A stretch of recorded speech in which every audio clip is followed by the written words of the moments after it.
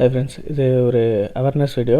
ரீசெண்டாக வந்து பார்த்திங்கன்னா அமேசானில் நான் ஒரு டெலிவரி ஸ்கேம் ஒன்று ஃபேஸ் பண்ணேன். அது ரிலேட்டடாக தான் இது வந்து பார்த்திங்கன்னா, நமக்கு நார்மலாக அமேசான் டெலிவரி வந்து பார்த்திங்கன்னா வாட்ஸ்அப்லேயே வந்து டெலிவரி ஸ்டேட்டஸ் வரும். அது வந்து அதோட வெரிஃபிகேஷன் டிக்கோடு இருக்கும் அந்த வாட்ஸ்அப்போட. பட் இது வந்து பார்த்திங்கன்னா நார்மலாக தான் இருக்கும். இது கேஷ் ஆன் டெலிவரியில் எனக்கு வந்தது. நான் ஃபெஸ்டிவல் டைம்ன்றதுனால அதை மேபி நான் எதுவும் ஆர்டர் போட்டேனான்றதை செக் பண்ணதில் என்னோடய ஆர்டர் ப்ளேஸில் எதுவும் நான் போடலை. அது வெரிஃபை பண்ணேன். பட் வீட்டில் யாரோ போட்டிருப்பாங்க, இல்லை பசங்க ஃபோன் ஆப்ரேட் பண்ணும்போது அதில் ஏதாச்சும் லிங்க் கிளிக் பண்ணியிருப்பாங்களோ அப்படின்னு நினச்சி நான் என்ன பண்ணிட்டேன், சரி ஓகே அதை ரிசீவ் பண்ணிக்கலாம் சொல்லிட்டேன். வாங்கியாச்சு.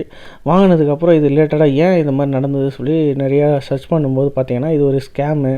இது வந்து பார்த்திங்கன்னா ஒன்லி இந்த ப்ராடக்டோடு முடியலை.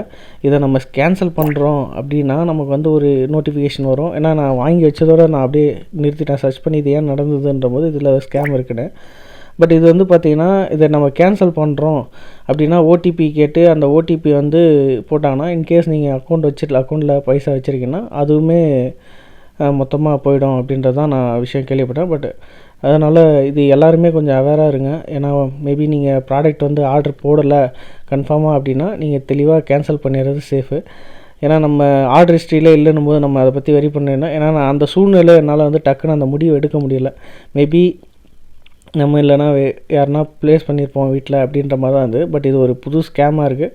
அதனால் கொஞ்சம் யோசித்து இது பண்ணுங்கள். இது மாதிரி OLXலுமே நான் ஃபேஸ் பண்ணியிருக்கேன். OLXில் நீங்கள் ஏதோ ஏசியோ இல்லை வந்து வீட்டுக்கு ரெண்ட்டோ ஏதோ ஒன்று போடுறீங்க அப்படின்னா அதை ஃபேஸ் பண்ணி இப்போ வந்து பார்த்திங்கன்னா ஒரு இராணுவ அதிகாரி மாதிரி வாட்ஸ்அப்லேயே வந்துட்டு என்னால் வர முடியாது, நான் வந்து ப்ராடக்ட் எடுத்துகிறேன், புக் பண்ணிக்கிறேன், நீங்கள் வந்து அட்வான்ஸ் அமௌண்ட் மட்டும் இதை ரிசீவ் பண்ணிங்க, உங்களோட ஜிபேக்கு வந்து நான் ஒரு QR கோட் அனுப்புகிறேன், அதை வந்து ஸ்கேன் பண்ணி நீங்கள் 10,000 அனுப்புங்க அப்படின்னு அனுப்புவாங்க. பட் நீங்கள் அந்த 10,000 வந்து அவங்கக்கிட்ட இந்த அக்கௌண்ட்லேருந்து காசு வராது, உங்கள் காசு தான் அதில் போகும்.